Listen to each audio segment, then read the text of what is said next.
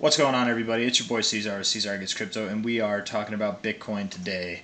I just want to give a special little shout out to everybody who was there at the live stream earlier today. You know, that was fun, man. I had a lot of fun. Everybody who showed up, thank you for showing up. If you commented, if you didn't comment, if you just stopped in to say hi, whatever, you know, thank you guys, thank all of you for being there. You guys make things like this fun, and live streams are definitely fun. I feel like it's a little bit more personal. I try to be more concise on videos like this, you know, but in the live streams, it's okay to get distracted, kind of like I am now, and go on tangents. But I'm going to end it there. You know, I really want to say thank you guys all for showing up. I'm definitely looking forward to the next one. And without any further ado, let's do some TA on this bad boy. So looking at this from this recent low to high, you know, overall here, you know, the low that was back in June of this year to the high that was back in about a month later in July, right? Yeah, like quite literally a month later. You can see here that we found some respect on this overall fib range. You know, we found support on the 236, came below it, found resistance on it, support on the 382 for a while, resistance on the 236 for a while, and then came all the way down, shot straight through the 618. And we went down to the 886. Found some support there. We actually even had a little double bottom off of that. And then we just went all the way up to the 0.5. You know, further what we're doing, like basically at this point in time, is we're finding resistance on the 236, and now we're finding resistance on the 0.5. It's common to find, you know, we don't have to come up and find resistance on the 382. You don't need to go through each one like this. You know, as long as you're not coming back up to the 236, I would expect that you do go lower. But it wouldn't be totally out of the question. What I'm trying to get at, it wouldn't be totally out of the question for this move to take us up to the 382 and find resistance there, because that is a previous area of support, and you would to some degree be stair-stepping your way down on the fibs, you know, and that also goes hand in hand. But again, finding a rejection here at the 0.5 would, to me, also kind of look like a stair-stepping formation to the downside. We just skipped a step, but it's okay to skip a step. It's not necessary to do.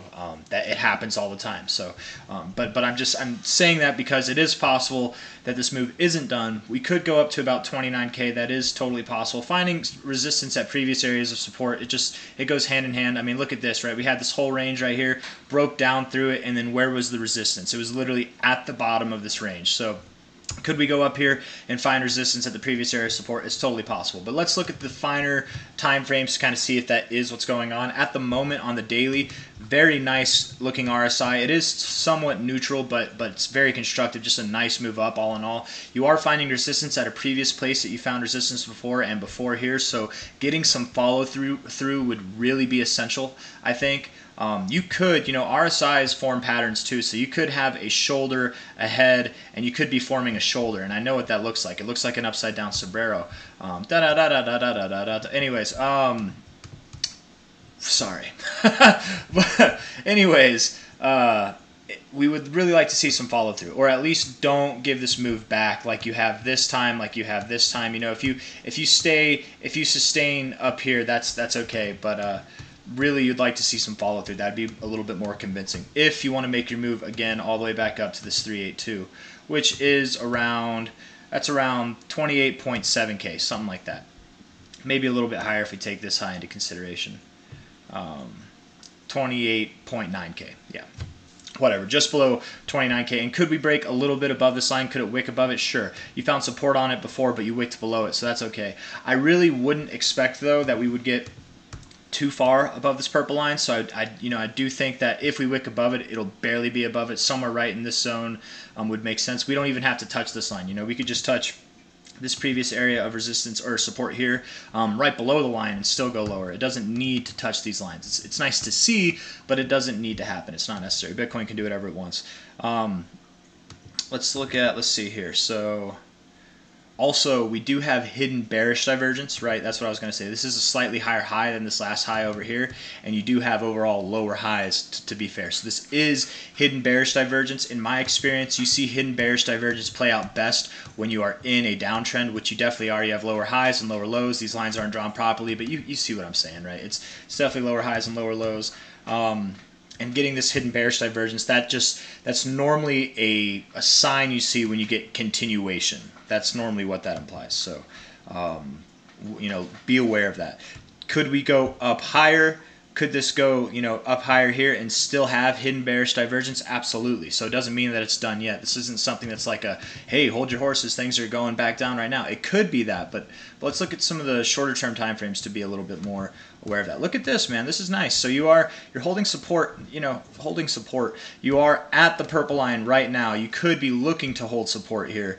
If you were to have a move that goes up, you have 3 hours and 44 minutes left in this 4 hour. You could come down and then come back up in that time. That's okay if you wick down, but getting a bounce off of this area would be really nice to see, especially because we also on the short-term RSI here, we're right at the overbought zone. Previous area, kind of where you found resistance before, you found support before. So bouncing off of this area would be really awesome to see, and that would give us a pretty strong move. I don't think it would be as strong of a move as this was, but it would still be a pretty strong move up, and I think it would make sense, man, to take us right below 29K there. Let's see if there's anything right now off of these lows from top to bottom. Yeah, man, the 1618 is right there at 28.75K. 1786, even the 1886, these deeper extensions are right in that area as well. So I really do think we could go somewhere in this area in a very short amount of time, maybe over the coming days. It's possible, it might take longer than that, but I would think in the coming days, maybe by the end of this week. We are technically on Wednesday right now for this chart. Yeah, technically. It's Tuesday where I'm at, but this is the Wednesday candle. Again, 3 hours, 43 minutes away. It's a long ways away, but if we can close with a green candle and bounce off of this overbought zone, that would look really good. The last time that we did that was over here, and it did not promote anything significant at all. Actually, let's see, it's not a good example of what I'm looking for. You didn't get a higher close for one, so that's kind of the thing. You would like to see some continuation. You got a lower high.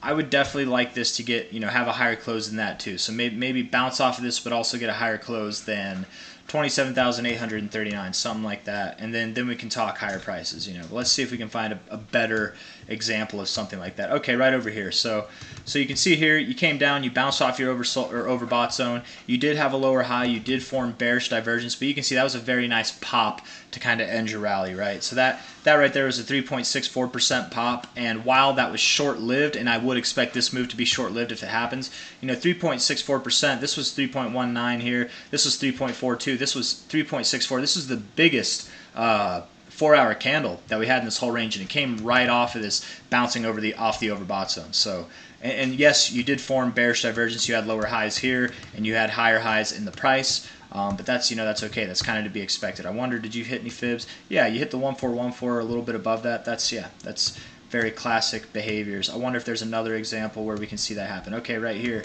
You didn't get bearish divergence this time, but you came up, bounced off the overbought zone, and let's just see what the price action. Yeah, the price action that ensued afterwards was, again, not as big overall. From bottom to where you found this low in your RSI, which is right here, from bottom to top, that was a 5.74% move. Here, the aftermath of that, you didn't even get that same move, but you can see here, this move was overall 5%. It was a little bit smaller, comparable, but a little bit smaller nonetheless, almost like a whole percent smaller. But the bigger candles did happen afterwards, so that's just something to kind of take into consideration. It can, and it doesn't have to happen that way. I'm just going off of like things that I'm personally familiar with and that I've seen happen time and time again.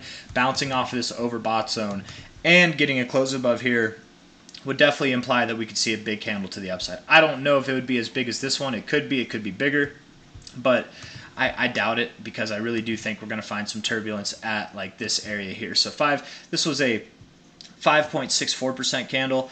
I mean, maybe we see something like that. It's possible, man. It really is possible. But I would think that in the coming day we would see this move probably take place. Probably. That's my interpretation at the moment. If we can close green here, and this is it's 3 hours 40 minutes away. So by the time most of you guys see this, it'll probably have resolved itself. If this candle is red, then that's a different story. We could, at that point, if this candle closes red, we get below this this purple line here, and we are no longer in the overbought zone. What I would expect then is that we come down to the previous areas of resistance, which is down about here at about 26.6, 26.7K, and then we can continue to talk about our higher move up. Ultimately, I do think that we have lower to go with Bitcoin, but I'm not so certain that this is done yet. You know, whether or not we bounce here and we go up, that might be a more immediate finish for it, or maybe we come down, mess with people a little bit, and then come up later.